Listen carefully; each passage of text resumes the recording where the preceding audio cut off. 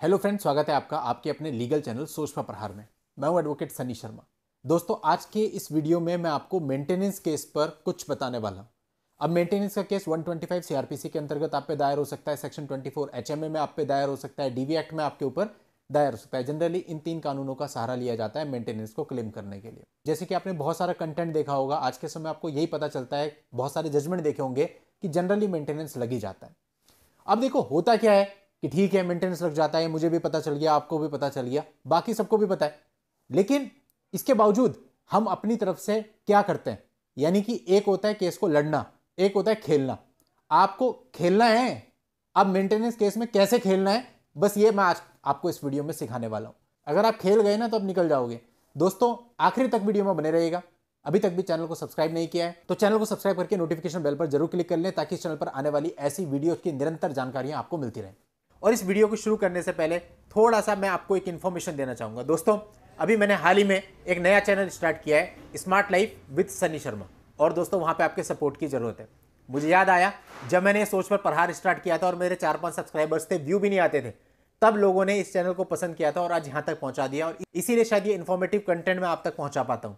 अगर आप लोगों ने तो ट्रस्ट नहीं किया होता, विश्वास नहीं किया होता, तो शायद ये नहीं होता। और वही सपोर्ट अब मुझे मेरे दूसरे चैनल पर चाहिए, जिस चैनल का मकसद सिर्फ यह है कि जितने लोग इस प्रकार से परेशान हैं उनको मानसिक शांति मिले, उनको एक आधार मिले और वो टूटने से बचें।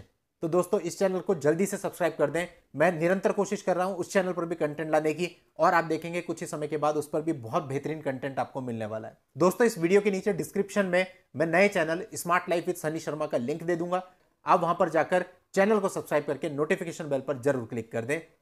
इससे हमें सपोर्ट मिलेगा। अदरवाइज होता है कि निराशा इतनी हो जाती है कि नए चैनल पर काम करने का मन ही नहीं करता, क्योंकि आपका बहुत ज्यादा प्रयास और समय मांगता है। वो तभी हो सकता है जब आपकी तरफ से हमको रिस्पॉन्स दिखता है। तो आप सबसे मुझे पूरी उम्मीद है कि आज शाम तक आप सब्सक्राइबर की संख्या काफी बढ़ा देंगे।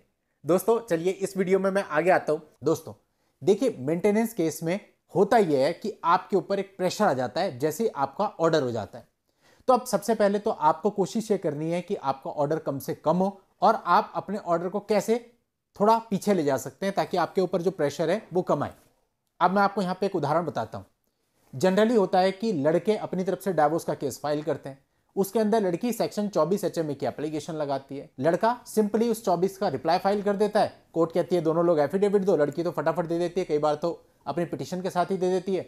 लड़के से एफिडेविट मांगा जाता है और फिर उसके बाद आपके ऊपर मेंटेनेंस लग जाता है।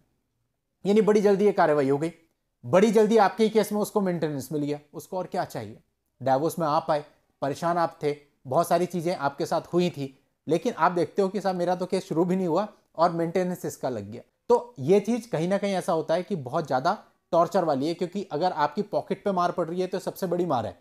अगर आप 100 रुपए कमा रहे हो और उस 100 रुपए में से अननेसेसरी एक ऐसे व्यक्ति को आपको 50 रुपए देने पड़ जाए, जो व्यक्ति आपके साथ गलत और सिर्फ गलत कर रहा है, केवल इस वजह से कि वो आपकी वाइफ है और वाइफ का भरण पोषण करने का आपका जिम्मा है। लेकिन इसके साथ साथ वाइफ के भी कुछ जिम्मे हैं। अगर उसने निभाए होते तो वो इस कैटेगरी में आती, लेकिन अगर उसने नहीं निभाए या उसने केवल और केवल आपको परेशान किया, प्रताड़ित किया, आपकी बदनामी कराई, तो ऐसे में आपके मन में आता है यार मैं मेंटेनेंस क्यों दूं, लेकिन लॉ है, देना पड़ेगा।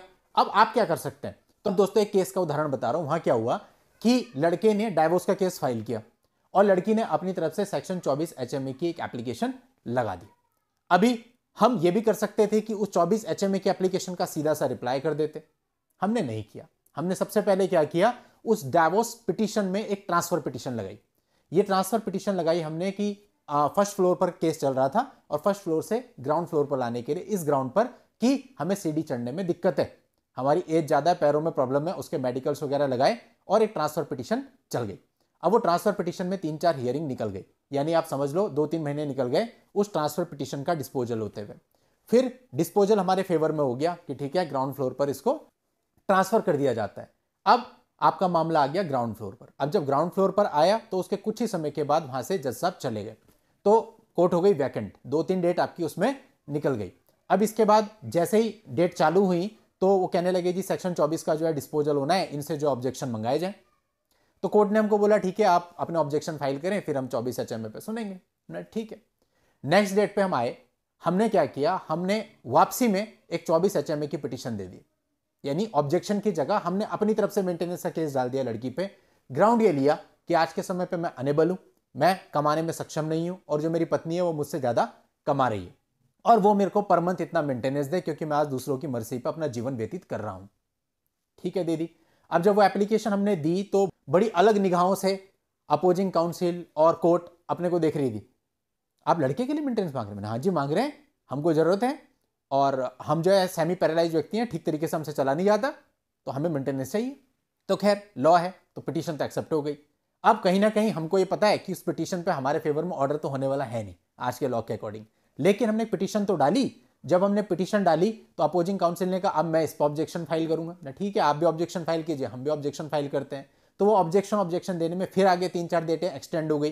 तो कुल मिला के वो जो मेंटेनेंस की पिटीशन थी वो पिछले 1 साल हो गया उसका फाइनलाइजेशन नहीं हुआ, फाइनल नहीं हुई। बीच क्या है, देखो सामने वाली पार्टी पर भी प्रेशर मेंटेन होना शुरू हो गया। उसको भी लगा कि भाई पैसा जा रहा है, बिकॉज आप डाइवोर्स का केस लड़ रहे हो, फिर सामने वाला बंदा उसमें मेंटेनेंस की पिटीशन डाल रहा है, फिर उसके बाद आपने भी मेंटेनेंस डाली, फिर वो उसमें भी ऑब्जेक्शन देगा, तो जाहिर सी बात है लॉयर तो उसके अकॉर्डिंग चार्ज करेगा ना।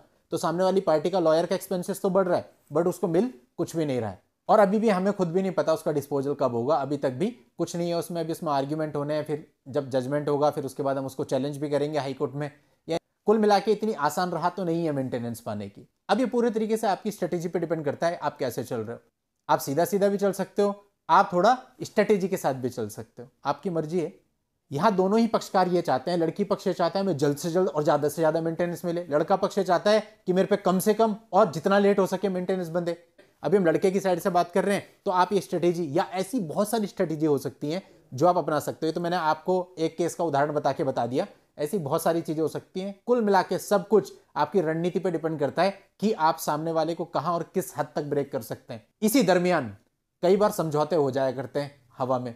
सामने वाला कहता है नहीं भाई मेरे को नहीं पढ़ना है कोर्ट कचहरी के मामले में, खत्म करते हैं, खत्म हो जाते हैं, आपकी शर्तों पे खत्म हो जाते हैं। तो बस यही चीज मैं आपको इस वीडियो के माध्यम से समझाना चाहता था। उम्मीद करता हूं सब समझ गए होंगे। आज की इस वीडियो में इतना ही। नेक्स्ट वीडियो में नई जानकारी के साथ मैं आपसे फिर मिलता हूं, तब तक के लिए goodbye and thank you for watching.